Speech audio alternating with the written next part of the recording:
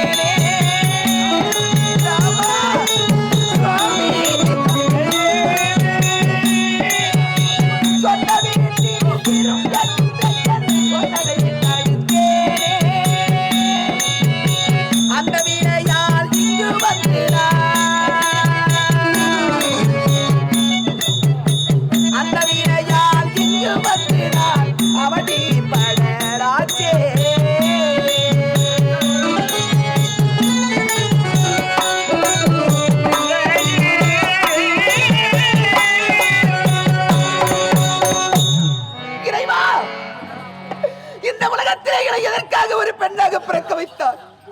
பெண்ணாக பிறந்து நான் என்ன சுகத்தை கண்டேன்? நான் என்ன சுகத்தை கண்டேன்? நான் யாருக்கு பிறந்தேன்? எப்படி பிறந்தேன்? என் தந்தையான ஜனகமண்டரானவர் ஒரு நேரத்தில் பொன்னேர் கட்டி பூமியை விடும் சமயத்தில் பூமியில் ஏர்முனையில் அழகான தங்கப்பெட்டி ஒன்று கிடைத்தது.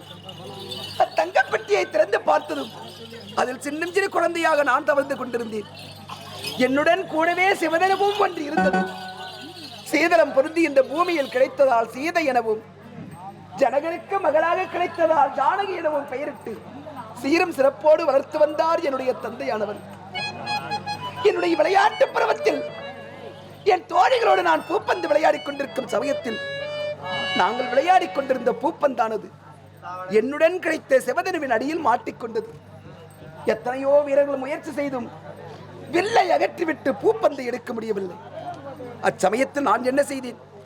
என் இடது கரத்தால் வில்லை அகற்றிவிட்டு வலது கரத்தால் பூப்பந்தை எடுத்தேன். இதை எங்கிருந்தோ பார்த்து கொண்டிருந்த என்னுடைய தந்தையானவர், ஆஹா, நம்முடைய மகள் இவ்வளவு பலம் பொருந்தியவளா? அப்படி என்றால் யார் ஒருவர் இந்த சிவதனுவை வளைக்கிறார்களோ அவருக்குத்தான் என் மகள் ஜானகியை திருமணம் செய்து வைப்பேன் என்று சுயவரத்திற்கு ஏற்பாடு செய்தார். அச்சமயத்தில் விஸ்வாமித்திரன் வேள்வியை காப்பதற்காக கானகம் சென்று தாடகை சம்மாரம் முடித்து கல்லாக இருந்த அகலிகைக்கு பெண்ணாக சாப விமோசனம் அளித்து அவர்களுடைய நாடான அயோத்தி திரும்பும் சமயத்தில் எங்கள் மிதிலை மாநகரத்திலே சுயவரத்தை கேள்விப்பட்டு சுயவரத்திலே கலந்து கொண்டார் என் சுவாமி ரகுநாதர். ஆயிரம் ஆயிரம் மன்னர்களால் வளைக்க முடியாத சிவதனவை வளைப்பதற்கு பதிலாக இரண்டராக உடைத்தே விட்டார் என் ரகுநாதர். உடனே நான் என்ன செய்தேன்? இவர்தான் நம்முடைய கருத்துக்கேற்ற கணவர், நம் மனதிற்கேற்ற மணாளன் இவர்தான் என்று அவருடைய கழுத்திலே மாலையை சூடி கணவராக ஏற்றுக்கொண்டேன். திருமணம் நடந்தது. அயோத்தி நாட்டிற்கு வந்தோம். அயோத்தி நாட்டிலே 12 ஆண்டு காலம் சந்தோஷமாக வாழ்ந்திருந்தோம். சந்தோஷமாக வாழ்ந்திருக்கும் தருணத்திலே அயோத்தி நாட்டை என்னுடைய சுவாமிக்கு மணிமுடி சூட்டி பட்டாபிஷேகம் செய்வதென்று பட்டாபிஷேகத்திற்கு நாள் குறித்தார்கள். அச்சமயத்தில் மந்தரையின் சூழ்ச்சியினால் மனம் மாறிய கைகை அம்மையார், ஆதி சூழ் உலகமெல்லாம் பரதனே ஆளனி போ,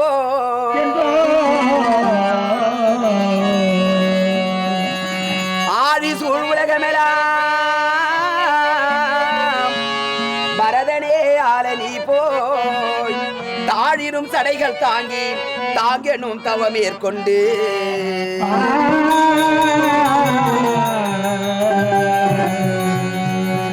பூலிவன் கானகம் எண்ணி புண்ணிய துறைகளாடி ஏறி 12 ஆண்டில் வாவென இயம்பினார் அரசன் என்றார்.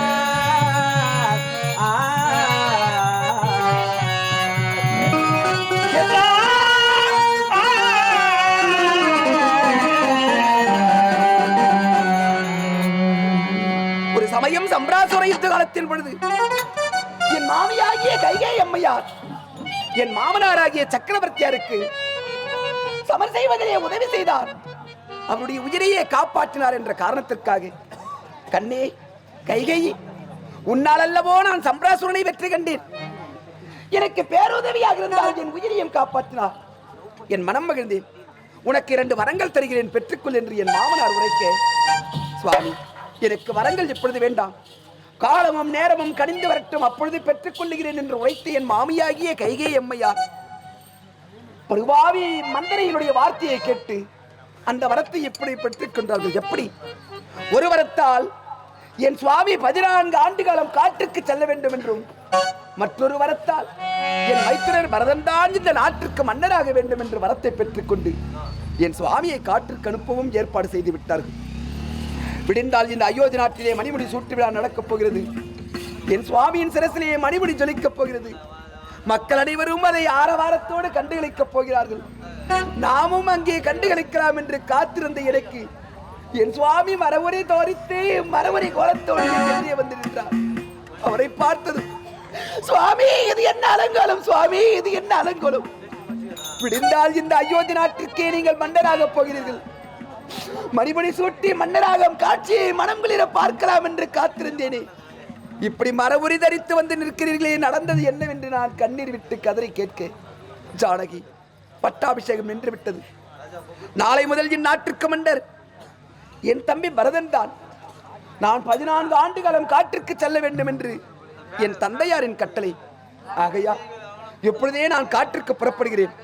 14 ஆண்டு காலத்தை 14 நாழிகையாக கழித்து விட்டு வருகிறேன். நீ இல்லத்தே உன் மாமிமார்களோடு சந்தோஷமாக இரு என்று சொல்ல, சுவாமி நீங்கள் சொல்லும் வார்த்தை எல்லாம் முறையான வார்த்தையா, தர்மத்திற்கு தகுந்த வார்த்தையா? திருமணம் நடந்த நாள் முதலாக ஒரு சடமும் தங்களை விட்டு நான் பிரிந்தறியேன். உங்கள் நிழல் போல் பின்தொடர்ந்திருந்தேனே சுவாமி, தங்களை விட்டு நான் 14 ஆண்டு காலம் தரித்திருக்க வேண்டுமா? அது என்னால் ஒரு காலமும் முடியாது. நானும் உங்களோடு காட்டிற்கு வருகிறேன் என்று நானும் காட்டிற்கு புறப்பட்டேன். எங்களுக்கு துணையாக இளையவர் மைத்துனரும் புறப்பட்டார். மூவரும் விதிவசத்தால் காட்டிற்கு வந்தோம். காட்டிலே அழகான பர்ணக சாலை ஒன்று அமைத்தோம். பர்ணக சாலையில் தங்கியிருக்கும் சமயத்தில் பர்ணக சாலையின் எதிரே அழகான மான் ஒன்று துள்ளி துள்ளி விளையாட அந்த மானை நான் பார்த்ததும், காட்டில் மானை கண்டா செய்யால் கண்ணி நான் கேட்டேனே,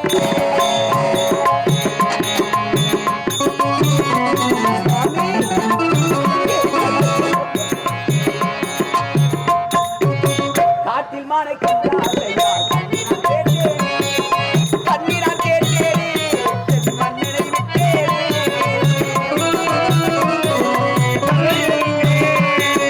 கண்ணி நான் கேட்டேனே, என் மன்னனை விட்டேனே, காட்டில் மானை கண்டா செய்யால் கண்ணி நான் கேட்டேனே. சுவாமி அதோ பார்த்தீர்களா, அழகான மான் ஒன்று துள்ளி துள்ளி விளையாடுகிறது. அந்த மானை எனக்கு பிடித்து தாருங்கள் என்று நான் கேட்க, அருகிலே இருந்த என்னுடைய மைத்துனர், அண்ணே இந்த காட்டிற்கு வந்து இதுவரை எத்தனையோ விதமான மான்களை எல்லாம் பார்த்திருக்கிறோம்.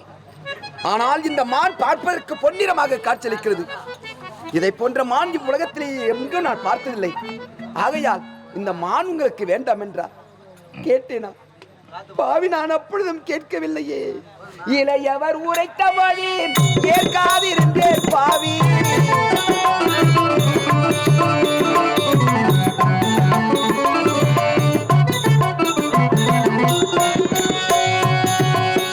இளையவர் உரைத்த வழி ஏற்காதிருந்தேன் பாவி. ஜெகநாதர் என்னை காணாது எங்களை கின்றாரோ,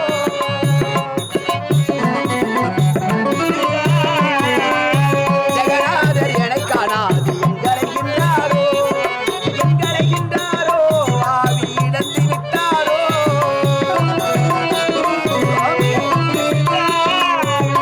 எங்களை கின்றாரோ, ஆவி இழந்து விட்டாரோ, காட்டில் மனை கண்டார் செய்யார் கண்டே. தான் வேண்டும் என்று பிடிவாதத்தோடு நின்றேன். என்னுடைய பிடிவாதத்தினால் தம்பி லட்சுமணா, உன் மதனி இந்த காட்டிற்கு வந்து இதுவரை எந்த பொருள் மீதும் ஆசைப்படவில்லை. ஏதோ அவளுடைய மனம் இந்த மான் மீது விரும்புகிறது. மானை சென்று நான் பிடித்து வருகிறேன், நீங்கள் இருவரும் இதே இடத்தில் இருங்கள் என்று மானை பிடித்து வர சென்று விட்டார் என் சுவாமி. சென்ற சற்று நேரத்திலேயே சீதா அபயம், அபயம், சீதா அபயம் என்ற அபயம் ஓசைகள் கேட்டது. ஓசையை கேட்டதும் பதறி போன நான், தம்பி லட்சுமணா, மானை பிடித்து வர சென்றாரே உன் அண்ணன், உன் அண்ணனுக்கு காட்டிலே ஏதோ ஆபத்து நேர்ந்திருக்கிறது. லட்சுமணா அபயம், லட்சுமணா அபயம் என்று அவையை குரலோசை கொடுக்கிறார். உடனே புறப்பட்டு செல்லுங்கள், உங்கள் அண்ணனை ஆபத்திலிருந்து காப்பாற்றுங்கள் என்று நான் சொல்ல, அண்ணி, அண்ணனை தேடி நான் போக வேண்டுமா? அண்ணன் எனக்கு என்ன கட்டளையிட்டார்? இந்த காட்டிலே பர்ணகசாலையின் அருகே உங்களுக்கு காவலாக தானே என இருக்க சொன்னார். அண்ணனுடைய வார்த்தையை மீறி நான் போகலாமா? அதுவும் பெண்ணான உங்களை தன்னந்தரவியிலே இந்த காட்டிலே விட்டுவிட்டு அண்ணனை நான் தேடி போக வேண்டுமா? அண்ணி, இதெல்லாம் அரக்கர்கள் நிறைந்த காடு, அரக்கர்கள் மாகியாக இருக்கும். அதை கண்டு நீங்கள் அஞ்ச வேண்டாம், அண்ணனுக்கு ஆபத்து நேராது என்றார். அப்பொழுது அவருடைய வார்த்தையை கேட்டேனா? பாவி, நான் கேட்கவில்லையே. என் வாய்க்கு வந்தபடி அவர் மனம் நோகும்படி நான் பேசினேனே. தம்பி லட்சுமணா, காற்றுக்கு எங்களோடு நீங்கள் வர வேண்டாம் வர வேண்டாம் என்று சொல்லும் பொழுதே புறப்பட்டு வந்தீர்களே, நீங்கள் வந்ததின் நோக்கம் நான் என்னவென்று தெரிந்து கொண்டேன் தம்பி. நீங்களும் என் சுவாமியும் ஒரே தாயின் வயிற்றிலே பிறந்திருந்தால் தான் ஆடாவிட்டாலும் தன்னுடைய தசையாடும் என்பார்கள். அதை போன்று அண்ணனை ஆபத்திலிருந்து காப்பாற்ற நீங்கள் புறப்பட்டு இருப்பீர்கள். நீங்களும் என் சுவாமியும் ஒரே தாயின் வயிற்றில் பிறந்தீர்கள் இல்லையே? மாமனவாளருக்கு மாற்று தாய் மகனன்றோ,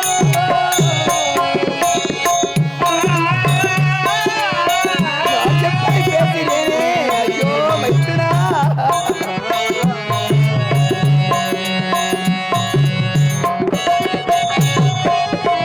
மாமனவாளருக்கு மாற்று தாய் மகனன்றோ, ஆகையினாகின்ற எண்ணம் கொண்டீரோ,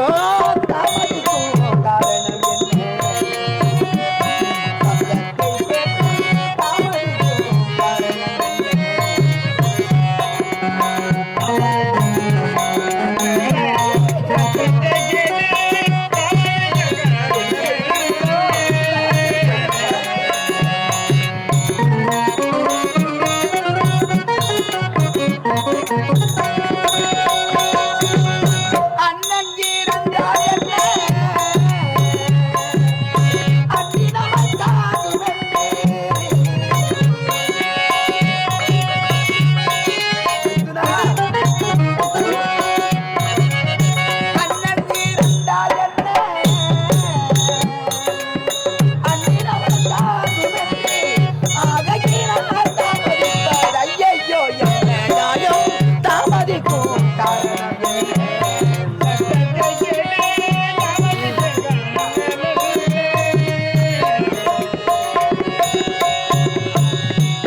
லட்சுமணா, நீங்கள் எவ்வளவு உயர்ந்த எண்ணம் கொண்டவர் என்று என் உள்ளத்தில் நினைத்திருந்தேன். இவ்வளவு இழிவான எண்ணம் தங்களுடைய இதயத்தில் இருக்கும் என்று நான் எல்லளவும் நினைத்து பார்க்கவில்லையே தம்பி. காட்டிற்கு எதற்காக நீங்கள் எங்களோடு புறப்பட்டு வந்தீர்கள்?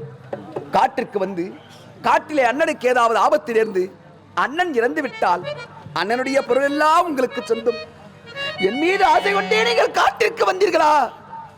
அண்ணனை தேடி நீங்கள் போகாவிட்டால் இதோ பற்றி எரியும் இந்த காட்டு தீயிலே புகுந்து என் உயிரை விட்டு விடுவேன் என்று நான் பேசினேனே. அண்ணே, நீங்களா இந்த வார்த்தையை பேசுவது?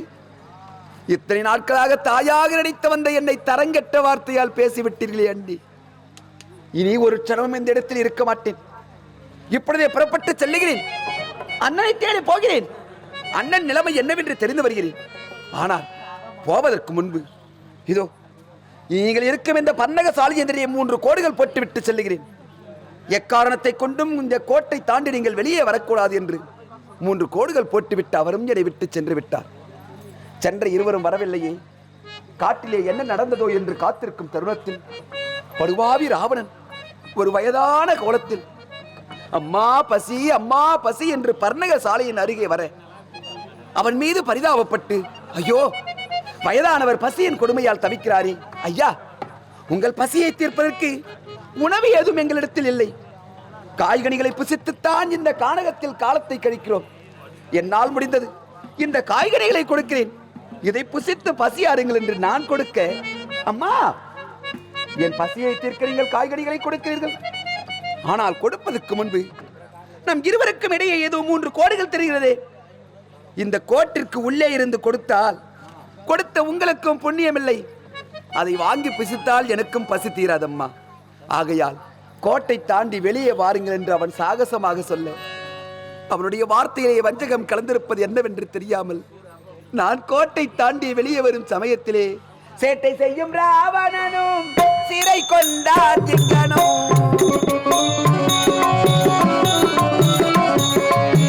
சேட்டை செய்யும் ராவணனும் சிறை கொண்டான் சிங்கனும், விளையும் அந்த சல்லை என்பே வஞ்சகம் கொண்டானே.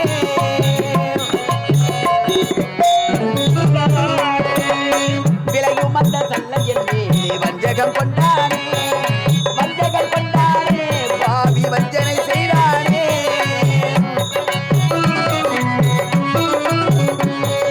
வஞ்சகம் கொண்டானே, பாவி வஞ்சனை செய்தானே. காட்டில் மானை கண்டா செய்யார் கண்ணினான் கேட்டேன். கோட்டை தாண்டி வெளியே வாருங்கள் என்று அவன் சொல்ல, அவன் வார்த்தையை நம்பி நான் கோட்டை தாண்டி வெளியே வரும் சமயத்தில்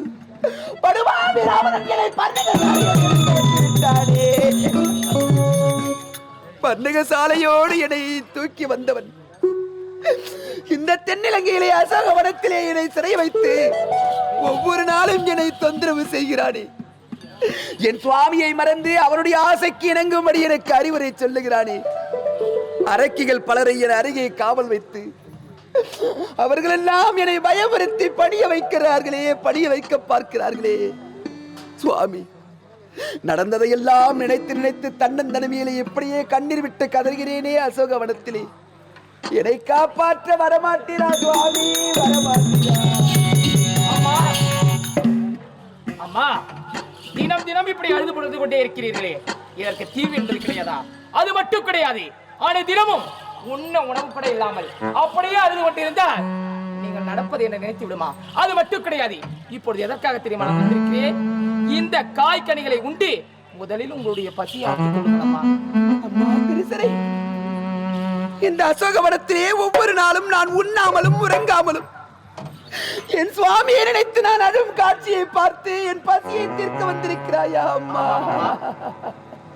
அம்மா திரு தடையே கேளாய் அழகுரே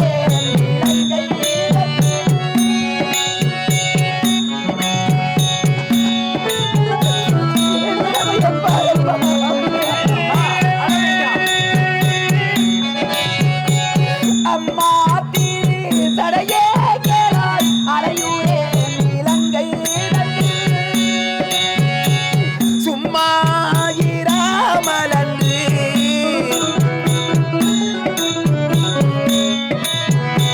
சும்மா இராமலன்று ஜோதி மானை பிடிக்க செய்தேன் அம்மா.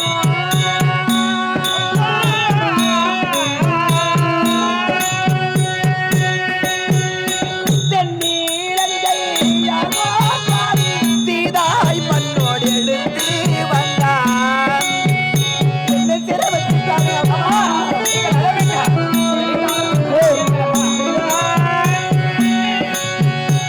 தென்னீழங்கையால் ஓட்டாவி தீதாய் மண்ணோடு எடுத்து வந்தான்.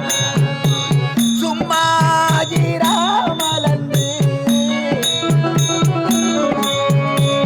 சும்மா இராமலன்று ஜோதி மானை பிடிக்க செய்தேன் அம்மா.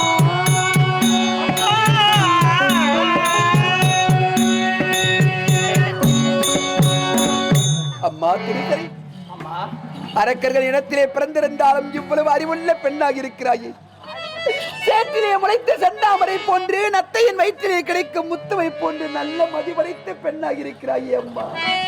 தாய், இந்த அசோகவனத்திலே என் சுவாமியை பிரிந்த பிறகும் இந்த உடலிலே உயிர் நிலைத்திருக்கிறது என்றால் இது நாள் வரை இதற்கெல்லாம் ஒரே காரணம் யார் தெரியுமா? யார்? நீ ஒருவள் தானம்மா.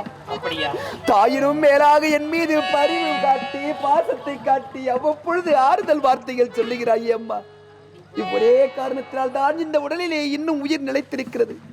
அம்மா, என் பசியை தீர்க்கும் முயற்சியை கைவிட்டு விட்டு இந்த மாபெரும் இலங்கையிலே நீங்கள் அனைவரும் ஒன்றாக தானே இருக்கிறீர்கள். நான் படும் வேதனை உனக்கு தெரியவில்லையா? என் கணவரை பிரிந்து நான் கண்ணீர் விட்டு கதறுவது உன்னுடைய மனதை இலங்க செய்யவில்லையா? ஒரு பெண்ணின் மனம் பெண்ணிற்கு தெரியும் என்பார்களே, என்னை விட்டு விடும்படியே நீயாவது சொல்லக்கூடாது அம்மா. அம்மா, என்னுடைய பெரிய தந்தை இடத்தில் எத்தனையோ முறை எடுத்துரைத்து விட்டேன். ஆனால் நான் சொல்லும் பேச்சை அவர் கேட்கவில்லை. அது மட்டும் கிடையாது, இந்த சின்னஞ்சிறியவள் சொல்வது என்னுடைய தந்தைக்கு ஏற்கவில்லை. அப்படி இருக்கும் பொழுது நான் தரும் காய்கறிகளை புசித்தாவது பசி ஆறுவீர்கள் என்றுதான் எடுத்து வந்தேன். இல்லை அம்மா, என்ன சொன்னாலும் நான் எதையுமே புசிக்க மாட்டேன் அம்மா, புசிக்க மாட்டேன். அம்மா, அது மட்டும் கிடையாது, நானும் ஒரு கனவு கண்டேன். அம்மா, நீ கனவு கண்டாயா? ஆமாம் அம்மா. கற்புள்ள பெண்களும் கன்னி பெண்களும் கனவு கண்டால் அது உண்மையில் பலிக்கும் என்பார்களே, அப்படியா? நீ என்ன கனவு கண்டாய்? எனக்கு விளக்கமாக எடுத்து சொல்லு. அம்மா, நான் என்ன கனவு கண்டேன் என்று கேட்கிறீர்களா? என்ன கனவு தெரியுமா? என்னுடைய பெரிய தந்தை இருக்கிறாரே, அவரை அழித்து உங்களை ஐயன் சிறை மீட்டிடுவதாக நான் கனவு கண்டேன் அம்மா, கனவு கண்டேன்.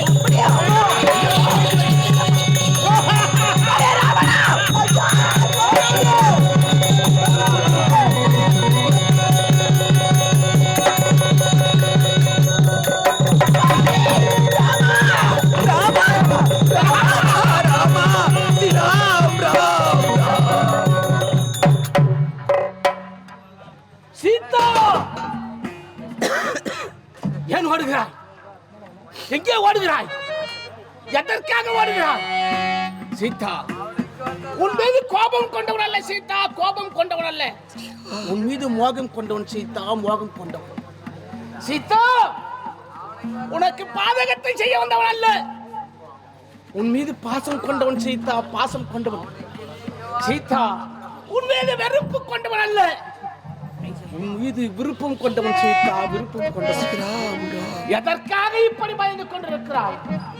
சீதா, உன்னை பஞ்ச வடிவிலே இருந்து பன்னக சாலையில் இருந்து எப்படி கொண்டு வந்து மாற்றான் மனைவி ஆயிற்று.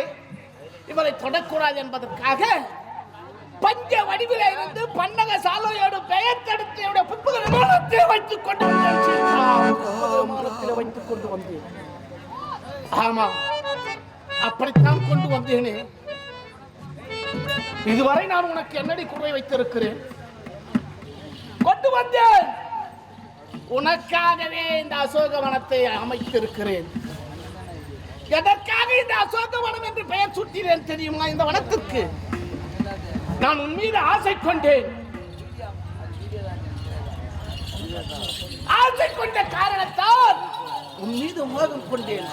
ஆசை கொண்டேன், நீ சோகத்தில் இருந்தால் ஆசையும் சோகமும் கலந்ததால் அசோகவனம், அசோகவனம் என்று பெயரை சுற்றினேன். அது மட்டுமா, இந்த அசோகவனத்தில் எப்படி அழகு புரிந்திருக்கிறது பார்த்தாயா? உனக்காகவே அமைத்தேன் இந்த அசோகவனம். என்னை பார், என் அழகை பார், நான் அமைத்திருக்கிற இந்த அசோக வனத்தை பார். இந்த அசோக வனத்திலே இசைப்பாடும் குயில்களை பார், நடமாடும் மயில்களை பார், அதோ துள்ளி வாடும் மானை பார், இதோ வளைந்து வளைந்து ஓடும் நதியை பார், இந்த நதியில துள்ளி விளையாடும் மீன்களை பார், அந்த மான்களை பார். அது மட்டுமா, இங்க பூத்து குலுங்கும் புது மலர்களை பார், மரம் செடி கொடி காய் கனிகளை பார். இவை அனைத்தும் எவ்வளவு குளிர்ச்சியாக இருக்கிறது பார்த்தாயா? பார்ப்பதற்கு எவ்வளவு மகிழ்ச்சியாக இருக்கிறது பார்த்தாயா சீதா? அது மட்டுமா, இந்த அசோக வனத்திற்கு யார் யாரெல்லாம் எப்படி அவள் புரிகிறார்கள் தெரியுமா? அந்த அஸ்ததிக்கு பாலகர் அஸ்ததிக்கிலும் காவல் இருக்கிறார்கள். காலையில் தோன்றும் கதிரவன் கூட ஒளியை அனலை குறைத்து கொடுத்துக் கொண்டிருக்கிறான். அது மட்டுமா, அந்த நிலவு இருக்கிறான சந்திரன், அவன் கூட இங்கு வரும் காதலருக்கு மோகமூட்டும் அளவுக்கு குளிர்ச்சியை கொடுத்து கொண்டிருக்கிறான். அது மட்டுமா சீதா, உன்னுடைய அழகை எப்படி யாராலும் சொல்ல முடியாத கொள்ளை அழகு சீதா, கொள்ளை அழகு. அது மட்டும் கிடையாது சீதா, உன்னை கொண்டு வந்தானே, உனக்காகவே அமைத்திருக்கிறேன் இந்த அசோகவனத்தை. சீதா,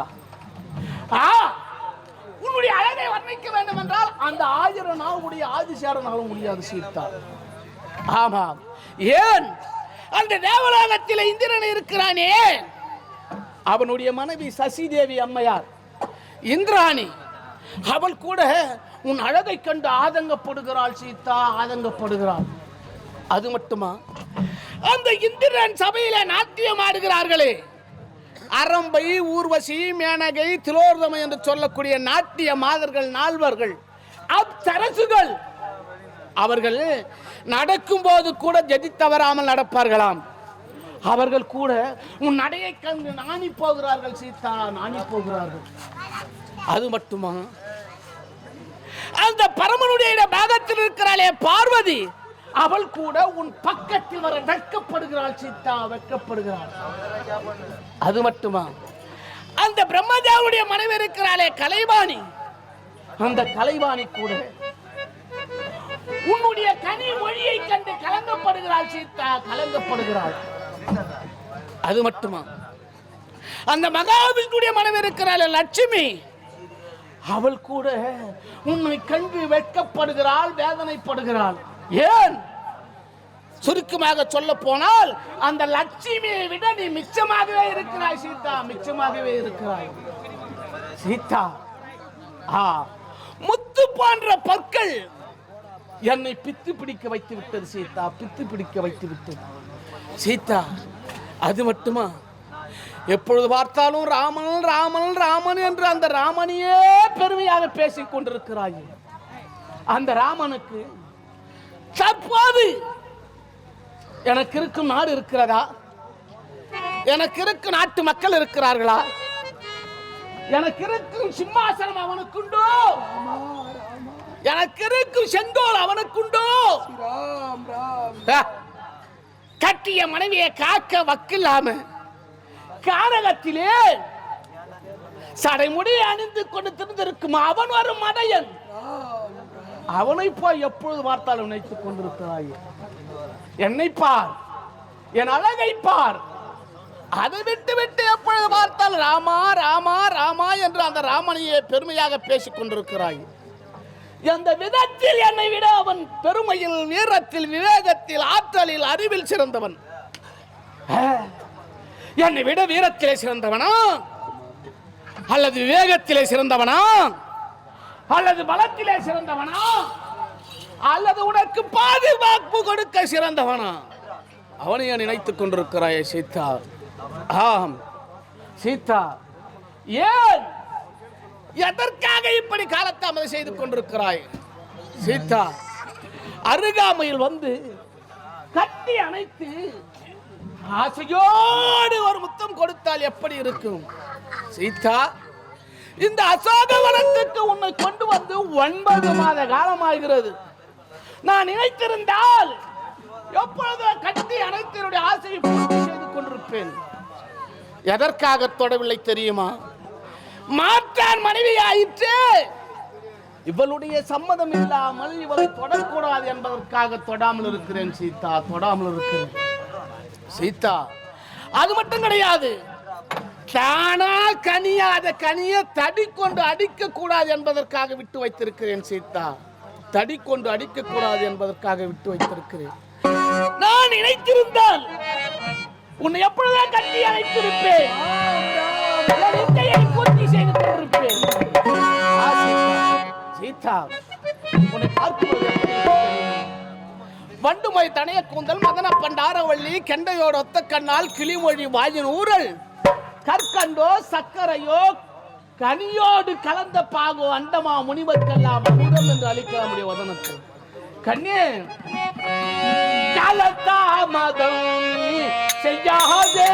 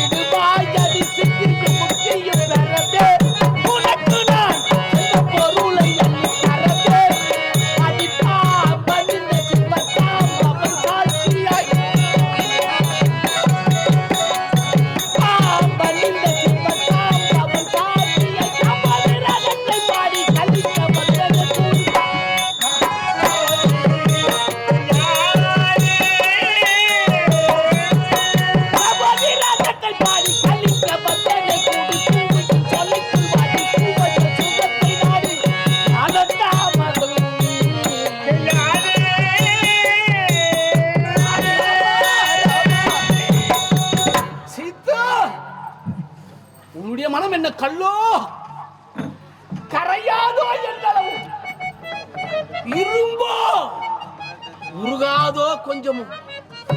எத்தனை வார்த்தைகள் எடுத்துரைத்து கல்லோ போல நிற்கிறியாடி வாடி. ராவணா, ஏன் இப்படி தர்மத்திற்கு தகாத வார்த்தைகளை பேசி தனக்குத்தானே அழிந்து போகிறார்? இந்த மாபெரும் இலங்கை சாம்ராஜ்யத்தில் உனக்கு நல்லதை உபதேசிக்க சாதுக்கள் யாரும் இல்லையா? அப்படி இருந்தும் அவருடைய வார்த்தையெல்லாம் நீ கேட்பதில்லையா? நான் மாற்றானுடைய மனைவி என்று தெரிந்திருந்தும் என் மீது மோகம் கொண்டு என்னை பர்ணகசாலையோடு எடுத்து வந்து இந்த அசோகவனத்திலே சிறை வைத்து ஒவ்வொரு நாளும் தொந்தரவு செய்கிறாயே உன் ஆசைக்கிணங்க. என் சுவாமியை பற்றி உனக்கு என்ன தெரியும்? தெரிந்திருந்தால் இக்காரியத்தை நீ செய்திருப்பாயா ராவணா? ஜனகனிடம் தன்னை ஒழித்த எங்கள் சுவாமிக்கு நீ ஒரு திரும்புமாவா? கணமுடனே கோதண்டம் என்று வல்ல காகுத்த கருத்துடைக்கு மூடாமுடனே நிறைவு தருமாறி வரத்தை போது நிற்காதே வீணாக நீச்சா போடா.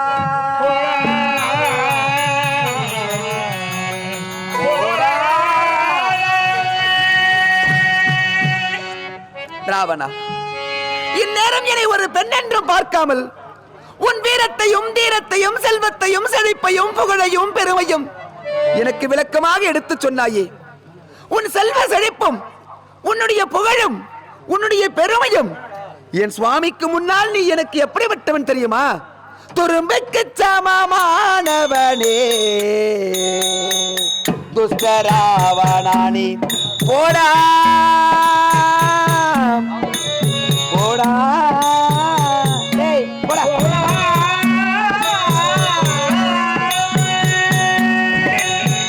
துரும்புக்கு சமமானவனே துஷ்டராவணானி போடா போடா.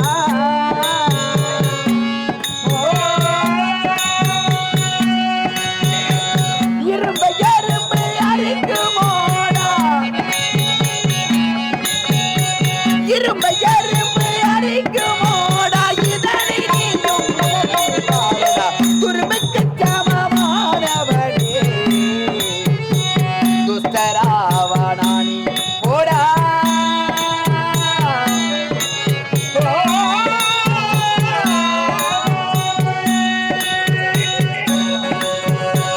தாயுனக்கு நானே மூடா தீயுரை சொல் நாக்கரியாதா.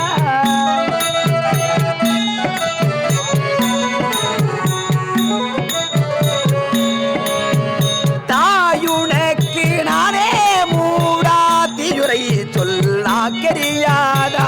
பேயேவிடம் விட்டு போடா, பேயேவிடம் விட்டு போட பிணத்துவாய் குழுக்கரியானோ துரும்புக்கு சமமானவனே துஷ்டராவணானி போடா.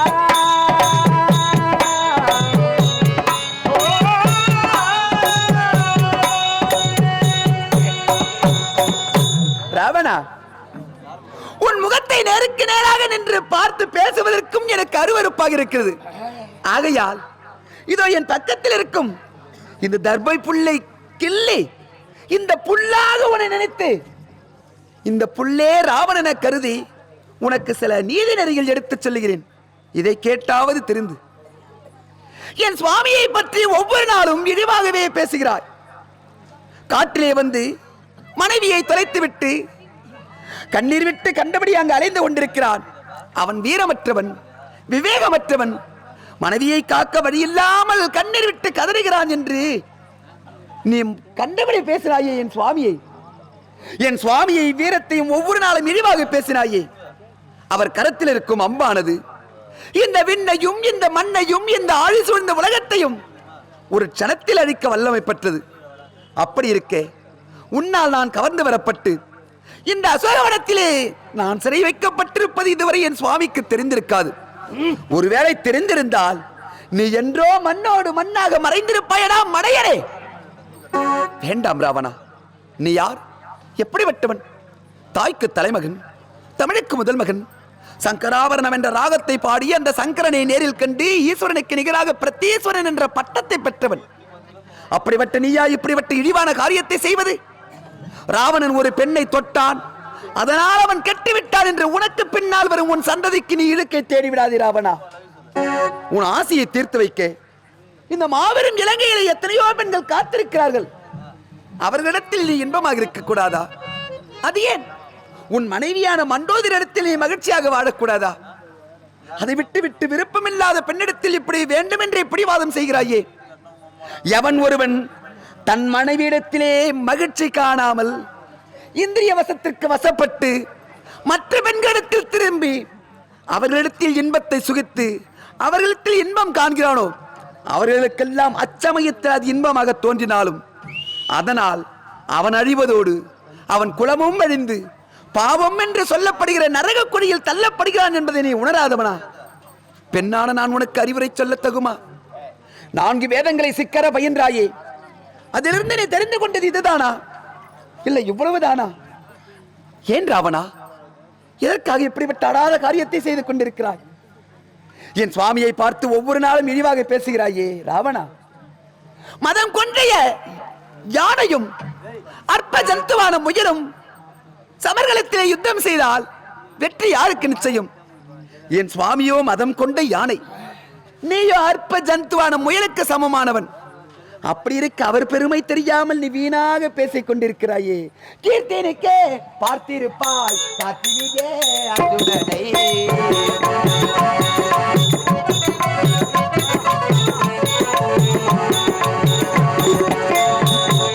கீர்த்தினிக்கே பார்த்திருப்பாய் காத்திரியே அர்ஜுனனை.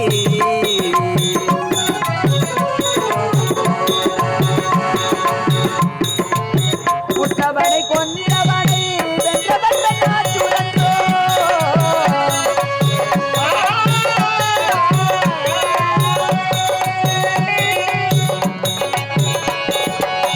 உற்றவனை கொன்றவனை வென்றவன் நாச்சுரன்றோ. கீர்த்தினிக்க பார்த்திருப்பாய் காத்தி விஜயார்ஜுனனை.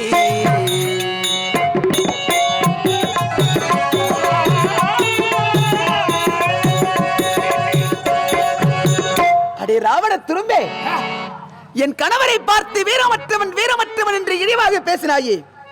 அவர் வீரத்திற்கு ஒரே ஒரு சான்று தருகிறேன், கேட்டுக்கொள். ரேணுகாம்பாளின் கணவர் யார்? ஜமதக்கினி முனிவர். அந்த ஜமதக்கினி முனிவரை கொன்றவன் கார்த்திவரி அர்ஜுனன். கார்த்திவரி அர்ஜுனன் ஜமதக்கினி முனிவரை கொன்றதும் அவர் அருகிலே இருந்த அவர் மனைவியான ரேணுகாம்பாள், பதியே என்னை விட்டு போய்விட்டிரா, சுவாமி என்னை விட்டு போய்விட்டிரா என்று தன் மார்பிலே 7 முறை அடித்துக் கொண்டு அழுதாள். தாயழும் சப்தத்தை கேட்டுவிட்டு ஓடி வந்தான் அருமை மகன் பரசுராமன். அம்மா, என் தந்தையானவர் தரையிலே பிணமாக சாய்ந்திருக்கிறார். தாயான நீங்கள் இங்கே கண்ணீர் விட்டு கதறிக் கொண்டிருக்கிறீர்களே, இங்கே நடந்தது என்னவென்று கேட்டார். மகனே பரசுராமா, நான் எதை சொல்லுவேன், எப்படி சொல்லுவேன்? சூரியகுல பரம்பரையில் தோன்றிய கார்த்திவரி அர்ஜுனன் என்பவன் உன் தந்தையை கொன்று விட்டானப்பா. என் மஞ்சளையும் மாங்கல்யத்தையும் அடித்து விட்டானப்பா என்று மனம் கதறினாள் ரேணுகாம்பாள். அம்மா, சூரியகுல பரம்பரையில் தோன்றிய கார்த்திவரி அர்ஜுனனா என் தந்தையை கொன்றவன். இனி நீ அழாதே. எப்பொழுதே என் கரத்தில் கங்கணம் கட்டுகிறேன். நீ எப்படி கணவரை இழந்த சோகத்தினால் தன் மார்பிலை 7 முறை அடித்துக் கொண்டு அழுதாயோ, 21 தலைமுறை சூரியகுலவரம் வம்சத்தை கருவறுக்காமல் விடமாட்டேன் என்று சத்தியம் செய்தான், சபதம் எடுத்தார். சபதம் எடுத்தவன் சும்மா இருந்தானா? அலைந்தான் திரிந்தான். சூரியகுல பரம்பரைகள் 20 தலைமுறைகளை அழித்து விட்டார். 21வது தலைமுறைக்காக என் மாமனாரை சந்தித்தார். தாய் தைரதா, சூரியகுல வம்சம் 20 தலைமுறைகளை அழித்தேன். உன்னோடு 21வது தலைமுறையை அழிக்கப் போகிறேன். என் தாய்க்கு செய்த சத்தியத்தையும் சபதத்தையும் நிலைநாட்டப் போகிறேன். நில்லடா சமருக்கு என்று கர்ஜித்தான். இதையெல்லாம் கேட்டுக்கொண்டு என் சுவாமி அருகிலே இருந்தாரே, அவர் சும்மா இருப்பாரா? தாய் பரசுராமா, என் தந்தையை நீ கொல்வதற்காக வந்திருக்கிறாயா? என் தந்தையை நீ கொல்லுவது உண்மை என்றால் முதலிலே என்னோடு சமர் செய்து என்னை வென்றுவிட்டு பிறகு என் தந்தையை கொல்லடா என்று பரசுராமனோடு என் சுவாமி சமருக்கு துணிந்து நின்றார். என் சுவாமி இடத்திலே பரசுராமன் சமரிலே தோல்வியுற்று வெட்கப்பட்டு வேதனைப்பட்டு காட்டிற்கு தவம் செய்ய சென்றான் பரசுராமன். உன் 10 தலைகளையும் 20 கதங்களையும் ஒரே கரத்தால் அடக்கினானே கார்த்திவரி அர்ஜுனன் என்பவன். அந்த கார்த்திவரி அர்ஜுனனை கொன்றவன் பரசுராமன். அப்படிப்பட்ட பரசுராமனே என் சுவாமியின் பாதத்தில் விழுந்து மன்னிப்பு கேட்டான் என்றால் நீ எம்மாத்திரமடா மடையனே, இனியாவது திருந்து விடு, என்னை மறந்து விடு.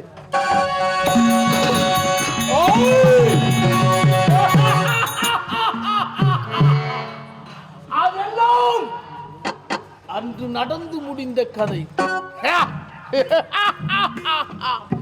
இப்பொழுது பாருங்கள் என்னுடைய சித்து விளையாட்டு என்னவென்று. வரண்டி வர.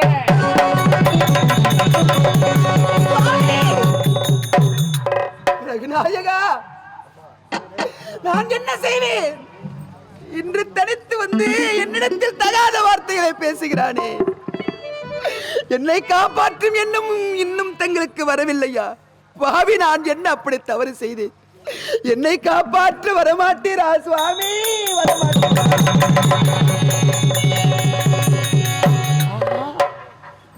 சுவாமி, இறைவா, வந்து விட்டீரா? அரக்கனை அழித்து இந்த ஜானகியை சிறை மீட்க வந்து விட்டீரா? பாருங்கள் சுவாமி, பாருங்கள், என்னை அழைத்து செல்லுங்கள்.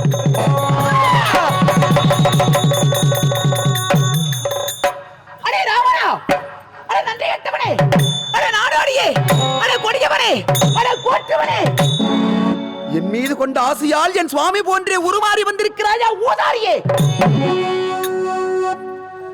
எத்தனை முறை துலக்கினாலும் பித்தளை நாற்றம் போகாது என்பார்களே, அது உனக்கு தானடா பொருத்தமாக இருக்கிறது. படுபாவி, என் மீது கொண்ட ஆசையால் என் சுவாமி போன்றே உருமாறி வந்திருக்கிறாயே. என் சுவாமியின் பாதம் எப்படிப்பட்டது? செந்தாமரை மலருக்கு ஒப்பானது, அதில் ரோமங்கள் காணப்படாது. நீ அரக்கன் என்பது உன்னுடைய இடது கால் பெரு விரலில் இருக்கும் ரோமமே காட்டிவிட்டதே. உருவத்தை மாற்ற தெரிந்த ராவணா, ரோமத்தை மாற்ற மறந்து விட்டாயடா மடையனே. நீ எத்தனை முறை எத்தனை வடி வெடித்து வந்தாலும் நீ யார் என்பதை என்னால் அடையாளம் கண்டுகொள்ள முடியும். என்னை விட்டு போய்விடு, போய்விடு. ஜானகி, நிலத்தின் வேதாந்தத்தை ராமன் ராமன் என்றே பேசிக் கொண்டிருக்கிறான். அந்த ராமன் என்னை விட அழகில் சிறந்தவனா அல்லது அறிவில் உயர்ந்தவனா? உன்னை சிறையெடுத்து வந்து 9 மாத காலம் ஆகிறது என்றோ உன்னுடன் சேர்ந்து என்னுடைய ஆசை நான் பூர்த்தி செய்திருப்பேன். ஆனால் கனியாத கனியை தடை கொண்டு அடிக்க நினைக்கிறடி. வா, என் ஆசை கிடங்கி ஜானகி, என் ஆசை பூர்த்தி ஜானகி.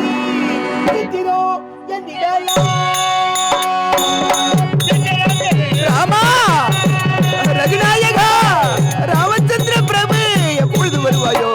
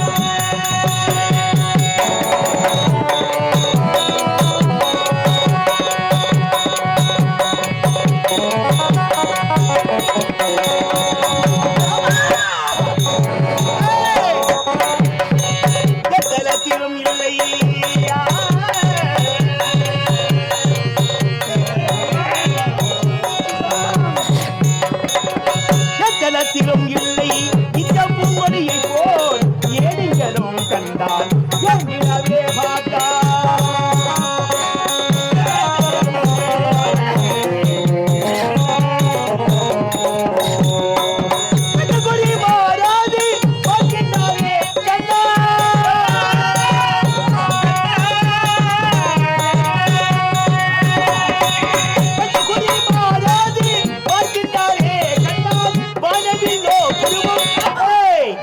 புருவங்கள் வானவில்லோ புருவோ ஆனதல்ல பருவோ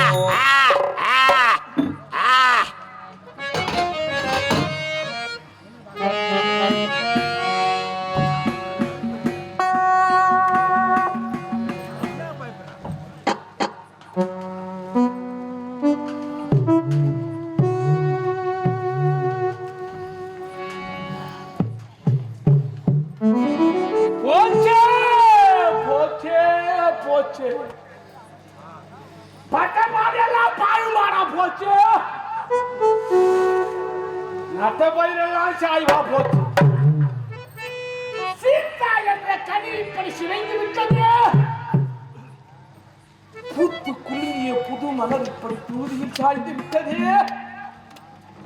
எப்படி ஆகியும் என்றாவது இவரை கட்டி அணைத்து மொத்தம் படுத்த ஆத்தையும் புத்தி செய்து கொள்ளலாம் என்று நினைக்கிறேன். முடியாமல் போய்விட்டது.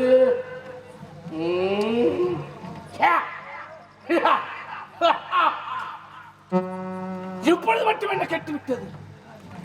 இதுதான் தக்க சமயம். இப்பொழுதே இவள் அருகாமையில் சென்று இவளை கட்டி அணைத்து என்னுடைய ஆசையை பூர்த்தி செய்து கொள்கிறேன்.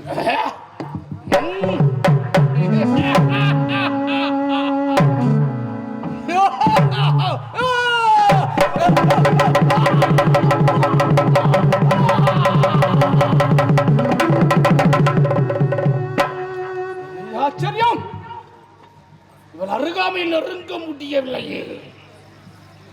அக்னி ஜுவாலை வீசுகிறது, அக்னி ஜுவாலை வீசுகிறது. ஒரே அனல்மயமாக இருக்கிறதே. இவள் அருகாமையில் நெருங்க முடியவில்லை. நான் படைத்த உருவமே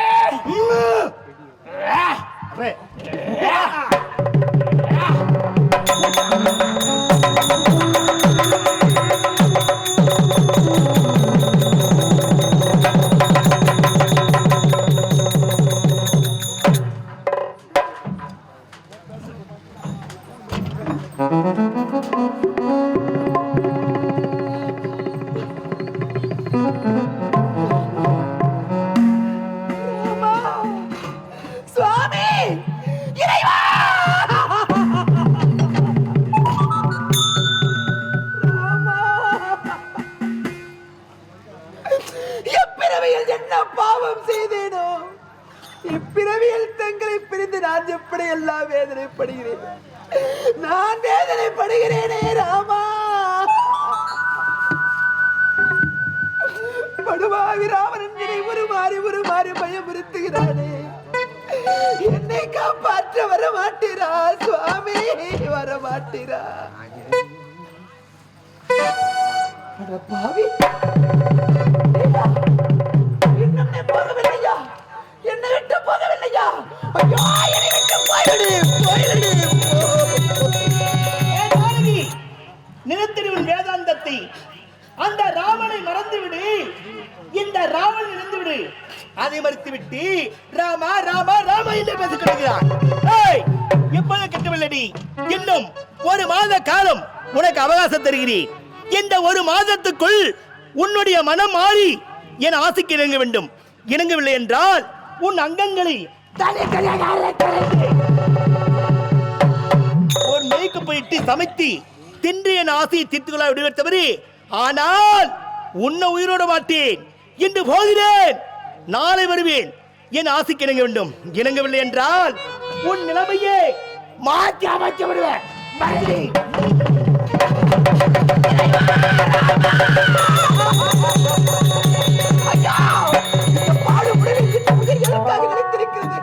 இந்த உடலை விட்டு உயிர் பிரிய கூடாதா?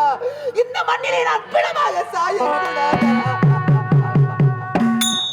படுபாவி ராவணன் என்ன வார்த்தை சொல்லிவிட்டான்.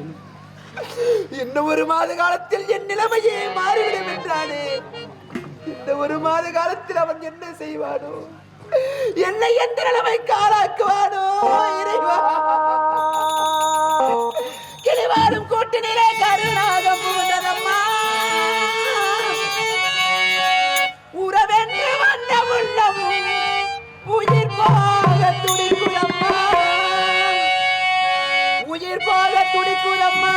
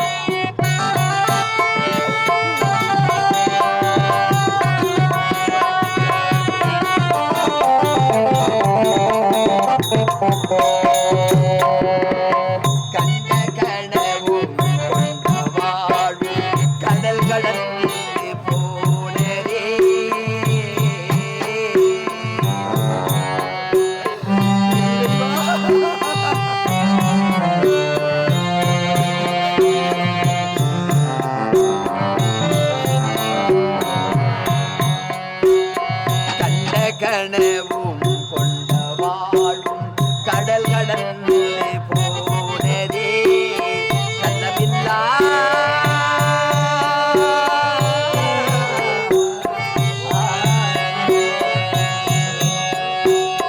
கண்ணமில்லாத என் வாழ்வே